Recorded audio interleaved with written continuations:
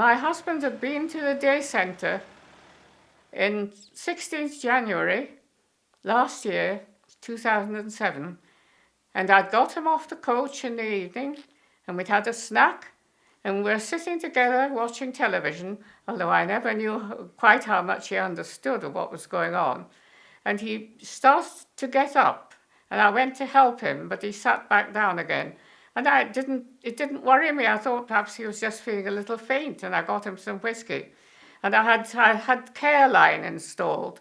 And when I saw he was keeling over, I pressed the alarm button, and they said they were coming and bringing the paramedics.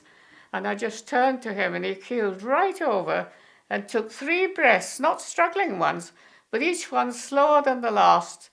And that was the end. And the next thing I knew, the room was full of men. His doctor had forgotten to put the switch on for the emergency doctor, and they had to wait for a police doctor to come. And I must say the police were wonderful, because they stayed here till midnight, and they were most concerned that I was going to be left on my own overnight.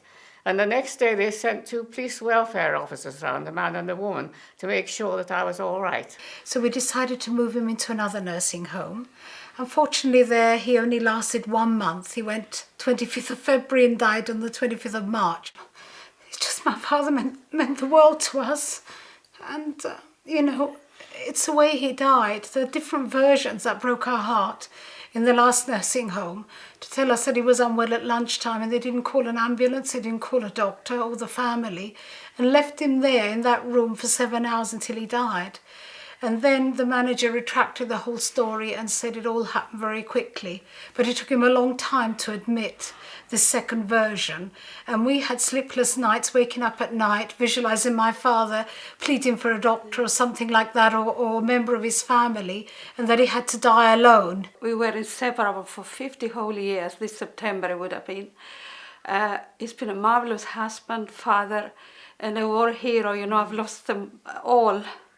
And actually to be told by the home that they asked him, you know, and he said he didn't want me. I just cannot get over it. Yeah, you know, that's the previous night before he died, he was so full of life that he even wanted us to go back and live in Greece, like we lived for a few years.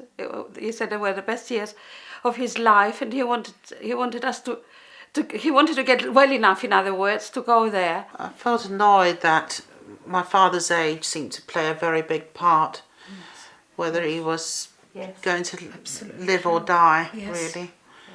Some people, some people asked us what our expectations were, so-called, from this old man. But this old man happened to be my father of 40 years, a husband to my mother for 50 years, and a great-grandfather as well, and an all-round wonderful human being.